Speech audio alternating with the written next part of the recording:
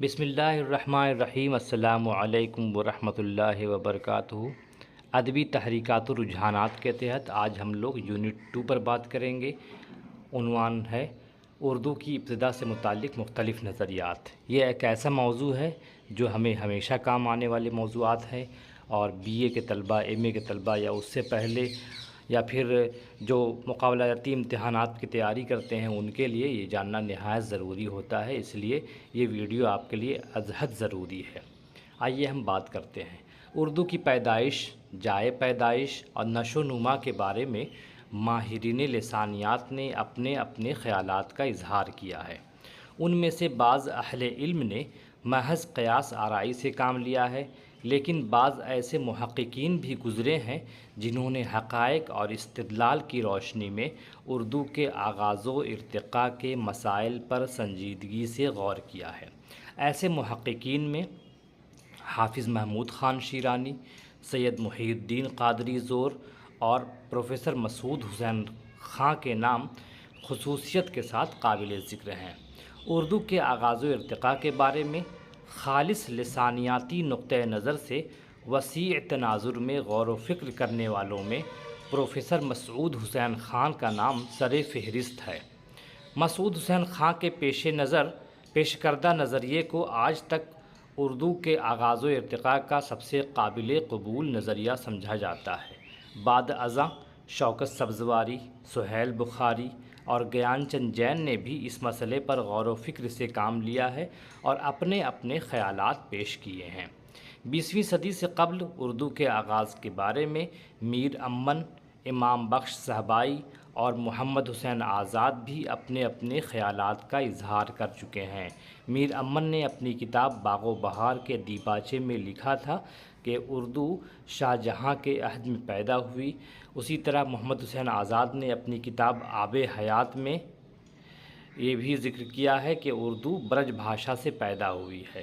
عہد حاضر میں بھی بہت سے ایسے لوگ ہیں جن میں شمس الرحمن فاروقی، پروفیسر عبدالستار دلوی اور مرزا خلیل احمد بیگ نے بھی اس موضوع پر گہرائی سے سوچا، غور کیا اور لکھا ہے۔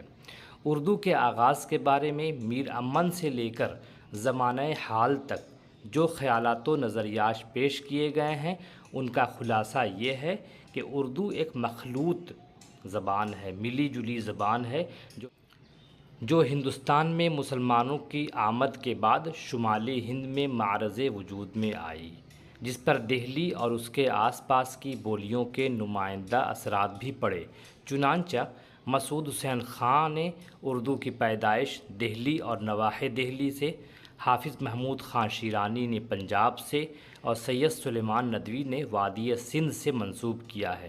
اسی طرح محمد حسین آزاد کے خیال میں اردو برج بھاشا سے نکلی ہے۔ تمام ماہرین لسانیات کا اس بات پر اتفاق ہے کہ اردو ایک ہند آریائی زبان ہے اور اس کا ڈھانچہ اسی کے خمیر سے تیار ہوا ہے۔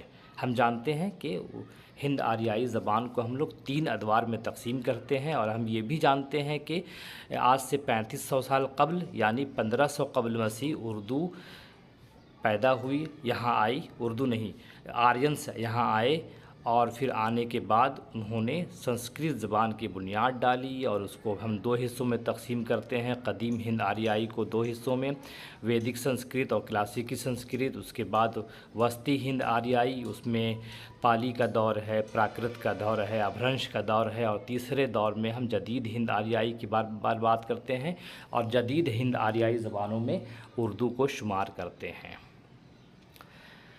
اس کے ذخیرہ الفاظ کا بیشتر حصہ بھی ہند آریائی ہے، لیکن عربی و فارسی کے بھی اس پر نمایاں اثرات پڑے ہیں۔ بعض اہل علم یعنی مولوی عبدالحق کا خیال ہے کہ یہ اردو دونوں قوموں یعنی ہندوؤں اور مسلمانوں کے لسانی، تہذیبی اور معاشرتی اتحاد کا نتیجہ ہے۔ یہ لوگ اگر اب مل کر نہیں رہے ہوتے تو اردو کی پیدائش میں تاخیر ہوتی، یا پھر ایک نظریہ یہ بھی ہے کہ مسلمان اگر ہندوستان میں نہیں آتے تو 1-2 صدی کی تاخیر ضرور ہوتی۔ یہ گریرسن کا خیال ہے۔ اردو کے آغاز کے یہ تمام نظریات کسی بھی شخص کو حیرت میں ڈال سکتے ہیں، لیکن لسانیات کی روشنی میں اس امر کا بخوبی اندازہ لگایا جا سکتا ہے کہ ان میں سے کون سا نظریہ اردو کے آغاز کا سب سے قابل قبول نظریہ یعنی موسٹ ایکسیپٹیبل تھیوری ہے، اور کن کن نظریات سے لوگوں نے صرف نظر کیا ہے کہ وہ لسانیات کی کسوٹی پر پورے نہیں اترتے۔ اب یہاں ایک سوال پیدا ہوتے ہے کہ اردو کب، کہاں اور کیسے پیدا ہوئی؟ کسی زبان کی پیدائش یا اس کے آغاز کے مسئلے پر غور کرنے کے لیے 3 باتوں پر غور کرنا ضروری ہوتا ہے کہ وہ زبان کب پیدا ہوئی، کہاں پیدا ہوئی اور کیسے پیدا ہوئی۔ مسعود حسین خان ان ماہرین لسانیات میں سے ہیں جنہوں نے ان تینوں باتوں پر نہایت عالمانہ اور محققانہ انداز سے غور کیا ہے، اور لسانیاتی حقائق کی روشنی میں بے شمار دلیلوں اور مثالوں سے یہ ثابت کر دیا ہے کہ اردو دہلی اور نواحِ دہلی میں 1193 عیسوی میں مسلمانوں کی فتح دلی کے بعد کھڑی بولی کے بطن سے پیدا ہوئی، جس پر ابتدا میں ہریانوی کے بہت گہرے اثرات تھے، لیکن جیسے جیسے اردو ترقی کرتی گئی ہریانوی کے اثرات زائل ہوتے گئے، ختم ہوتے گئے۔ مسعود حسین خان نے اپنے اس نظریے کو اپنی تصنیف مقدمہ تاریخ زبان اردو 1948 میں کتاب شائع ہوئی تھی میں نہایت تفصیل سے پیش کیا ہے۔ مسعود حسین خان کے علاوہ جن ماہرین ادب نے اردو کی پیدائش کے حوالے سے باتیں کہی ہیں ان پر بھی ہم ایک سرسری نظر ڈال لیتے ہیں۔ نمبر 1 ہے میر امن کہتے ہیں کہ اردو عہد اکبر میں پیدا ہوئی ہے، اور یہ بات انہوں نے باغ و بہار میں کہی ہے، اور وہ کتاب 1803 میں شائع ہوئی ہے۔ باغ و بہار کو انہوں نے فورٹ ولیم کالج میں 1801 میں لکھنا شروع کیا، 2 میں کتاب مکمل ہوئی اور 3 میں شائع ہوئی۔ دوسرا رجحان ہے محمد حسین آزاد کا، وہ کہتے ہیں اردو برج بھاشا سے پیدا ہوئی ہے، اور یہ بات انہوں نے آب حیات میں کہی، اور یہ کتاب 1880 میں شائع ہوئی ہے، اور یہ تذکرے کی کتاب ہے۔ تیسری کتاب ہے دکن میں کا نظریہ پیش کیا ہے نصیر الدین ہاشمی نے، انہوں نے کہا ہے کہ اردو دکن میں پیدا ہوئی ہے، اور کتاب کا نام ہے دکن میں اردو، یہ کتاب 1923 عیسوی کو شائع ہوئی ہے۔ چوتھا نظریہ پنجاب کا ہے جس کے کہنے والے حافظ محمود خان شیرانی ہیں، انہوں نے کہا کہ اردو پنجاب میں پیدا ہوئی، اور ان کی کتاب ہے پنجاب میں اردو، یہ کتاب 1928 میں شائع ہوئی۔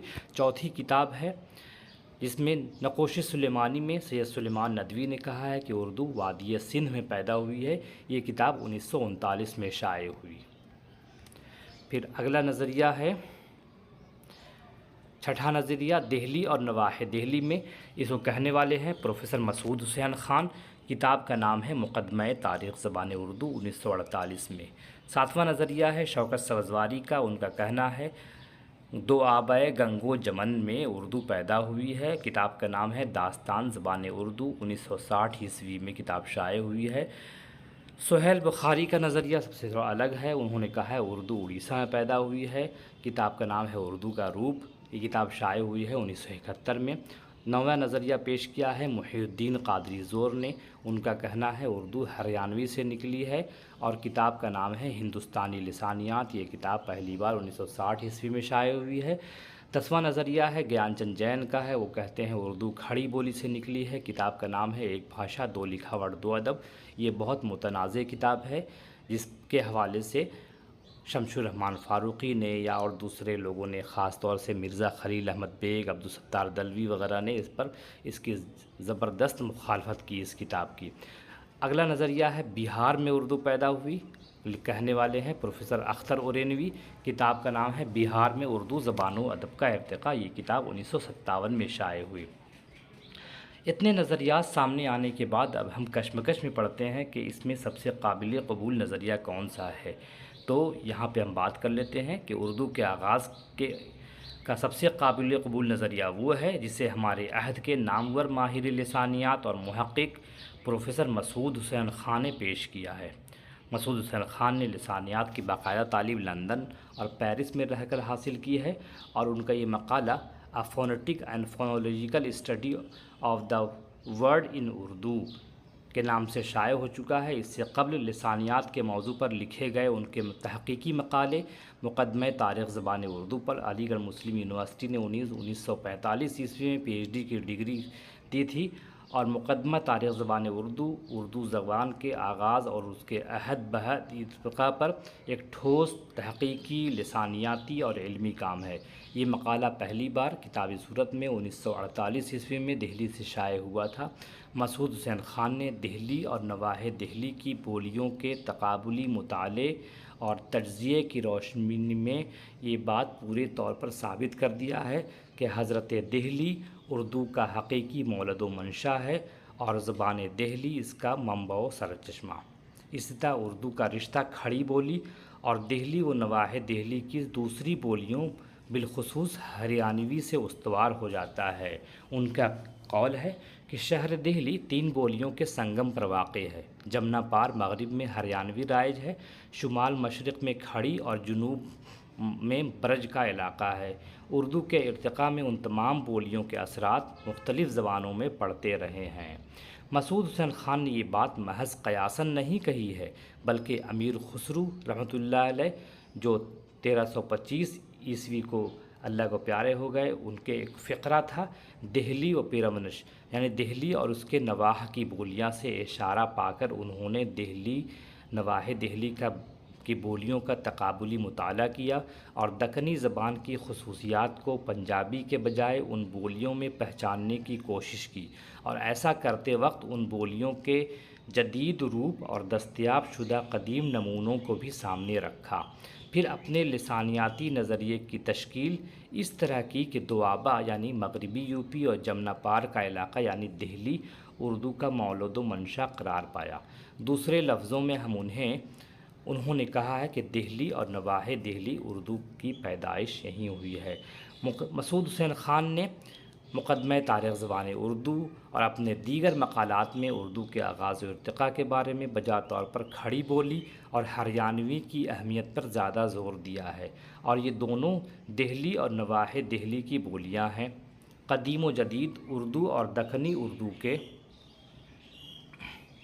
لسانی تجزیے سے پتہ چلتا ہے کہ اردو کی بنیاد کھڑی بولی پر قائم ہے، لیکن اس میں کوئی شک نہیں کہ قدیم دکنی اردو پر دہلی کے شمال مغرب کی ہریانوی بولی کے اثرات بھی بہت نمایاں ہیں، اور قدیم دکنی متون سے اس کی تصدیق بھی ہوتی ہے۔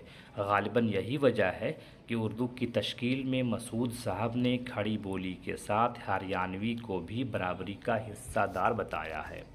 اب سوال یہ ہوتا ہے کہ اردو کب پیدا ہوئی ہے؟ مسعود حسین خان کے حوالے سے اس سوال پر غور کریں گے کہ اردو کب پیدا ہوئی۔ محققین میں اس بات کا شدید اختلاف رہا ہے کہ اردو کی پیدائش اور اس کے زمانے کا آغاز کیا ہے۔ کوئی اسے سندھ میں مسلمانوں کی آمد کے زمانے سے منسوب کرتا ہے، تو کوئی اسے مسلمانوں کے داخلہ پنجاب سے جوڑتا ہے، کوئی اس کا سلسلہ امیر خسرو کے عہد سے ملاتا ہے، تو کوئی اسے شاہ جہانی عہد کی یادگار بتاتا ہے۔ بعض اہل علم اسے پراکرت کے دور سے منسوب کرتے ہیں۔ مسعود حسین خان کے نظریے کے مطابق اردو کے آغاز کی تاریخ مسلمانوں کی فتح دلی یعنی 1193 عیسوی کی تاریخ ہے، کیونکہ اس تاریخ سے عربی و فارسی کے لسانی اثرات زبان دہلی پہ نفوذ کرتے ہیں۔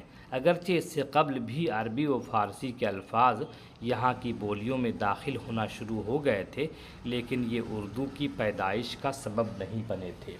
تو مجموعی طور پر ہم نے دیکھا کہ اردو کے آغاز کے متعلق جو مسعود حسین خان کا نظریہ ہے وہ سب سے قابل قبول نظریہ ہے۔ اس موضوع پر زیادہ تفصیل سے جاننے کے لیے ہم لوگ ایک کتاب جو مسعود حسین خان کے شاگرد ہیں اردو کی لسانی تشکیل میں دیکھ سکتے ہیں۔ یہ کتاب 1985 میں شائع ہوئی ہے۔ خلیل صاحب اردو کے ماہر لسانیات میں شمار کیے جاتے ہیں اور شعبہ لسانیات سے ان کا تعلق رہا ہے۔ فرزند معنوی ہیں مسعود حسین خان کے، اور ان کی وراثت کو آگے بڑھایا ہے، ان کے پڑھنے لکھنے کے سلسلے کی انہوں نے بہت آگے بڑھایا ہے۔ یہ کتاب آپ کے لیے مفید ہو سکتی ہے، یہ کتاب آپ کے ذاتی لائبریری میں ہونی چاہیے۔ اگلا موضوع جس پر ہم بات کریں گے وہ ہے فورٹ ولیم کالج کی ادبی خدمات کے حوالے سے۔ تب تک کے لیے اجازت دیجیے، خدا حافظ۔